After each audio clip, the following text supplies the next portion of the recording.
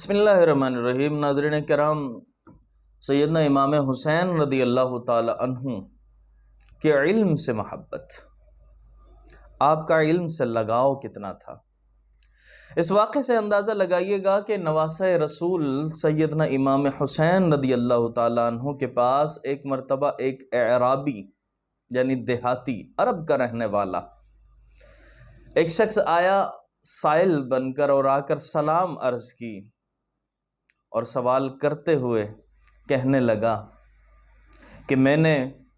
آپ کے نانا جان سے سنا ہے کہ آپ نے فرمایا جب تمہیں کوئی ضرورت پیش آئے، کوئی حاجت پیش آئے تو ان چار میں سے کسی ایک شخص سے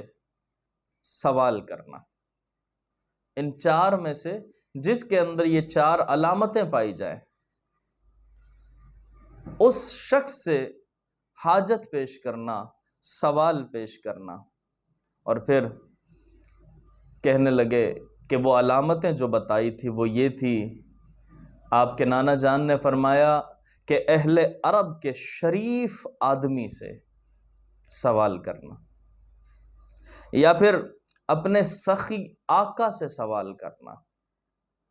یا پھر حامل قرآن سے سوال کرنا، یا پھر ایسے شخص سے سوال کرنا کہ جس کا چہرہ روشن اور منور ہو، ایسے شخص سے سوال کرنا۔ یہ کہہ کر وہ عربی وہ دیہاتی کہنے لگا کہ آپ کے اندر تو یہ چاروں علامتیں پائی جاتی ہیں، یہ چاروں علامتیں تو آپ کے اندر پائی جاتی ہیں، اور آپ کے نانا جان نے فرمایا تھا کہ جب دیکھو کہ کسی شخص کے اندر ان چاروں میں سے کوئی ایک بھی ہو، آپ کے اندر تو یہ چاروں علامتیں پائی جاتی ہیں، کیونکہ آپ عربی بھی ہیں اور آپ شرافت والے بھی ہیں، اور سخاوت کرنا تو آپ کی عادت مبارکہ بھی ہے، اور اسی طرح سے قرآن وہ تو آپ کے گھر میں نازل ہوا، رسول اللہ پر نازل ہوا، اور نورانی چہرے کے متعلق تو میں نے رسول اللہ صلی اللہ تعالی علیہ وسلم سے یہ ارشاد سن رکھا ہے کہ نبی کریم نے فرمایا جب تمہیں حاجت ہو کہ تم مجھے دیکھو، جب مجھے دیکھنے کا دل چاہے تو حسن اور حسین کو دیکھ لیا کرو، گویا تم نے مجھے دیکھ لیا، گویا آپ تو اتنے نورانی چہرے والے ہیں۔ آپ نے یہ سنا اور حضرت امام حسین نے فرمایا تمہاری ضرورت کیا ہے، تمہاری کیا ضرورت ہے؟ اس نے اپنی ضرورت لکھ کر ریٹرن میں اپنی ضرورت اس نے لکھ کر حضرت کو پیش فرما دی۔ تو آپ نے فرمایا کہ میں تم سے 3 سوال کرتا ہوں، 3 سوال میں تم سے کروں گا، اگر تو تم نے ان تینوں سوالوں میں سے ایک سوال کا صحیح جواب دے دیا تو میرا جتنا بھی مال ہے اس مال کے 1/3 میں سے 1 حصہ تمہارا ہوگا،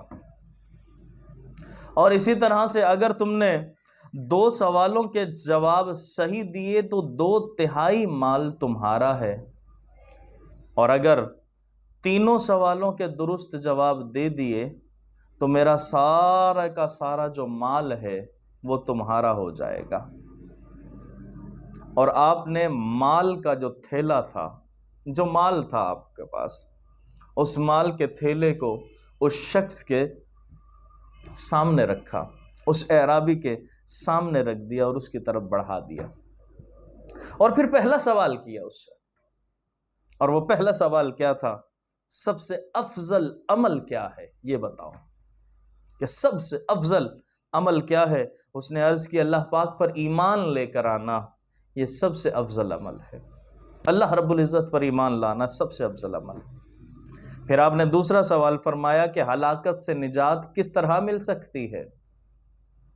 کون سا طریقہ ہے؟ اس نے عرض کیا کہ اللہ پاک پر یقین رکھنے کی وجہ سے، یقین رکھنے کی وجہ سے۔ ہلاکت سے انسان بچ سکتا ہے، نجات مل سکتی ہے۔ پھر آپ نے اس سے تیسرا سوال کیا اور آخری سوال کرتے ہوئے آپ نے یہ ارشاد فرمایا کہ آدمی کو کیا چیز مزین کرتی ہے، خوبصورت بناتی ہے، اس کو سنوارتی ہے، کون سی ایسی چیز ہے؟ اس شخص نے عرض کیا کہ اے امام عالی مقام، اے امام حسین، اے نواسہ رسول، ایسا علم جس کے ساتھ حلم بھی ہو، یعنی برداشت بھی ہو، برداشت کی قوت بھی ہو۔ ایسا علم انسان کو خوبصورت کر دیتا ہے، اس کو مزین کر دیتا ہے۔ امام عالی مقام نے جب ان تینوں سوالات کے جواب سنے تو آپ نے اس سے کچھ مزید باتیں کی اور مسکرائے، اور مسکراتے ہوئے مال کا سارا تھیلا آپ نے اس کو عطا فرما دیا تھا۔ ناظرین کرام، اس واقعے سے ہمیں یہ بھی پتہ چلتا ہے کہ جب آپ اللہ تبارک و تعالیٰ کی راہ میں مال دیا کرتے تھے تو سوچا نہیں کرتے تھے۔ کوئی سائل آ جاتا تو پھر آپ کی علم سے محبت دیکھیے کہ کس طرح آپ چاہتے تھے کہ چلے علم پھیل جائے، چونکہ یہ سوال کرنا یا ویسے سکھانا، یہ دونوں کئی طریقے ہوتے ہیں علم دینے کے۔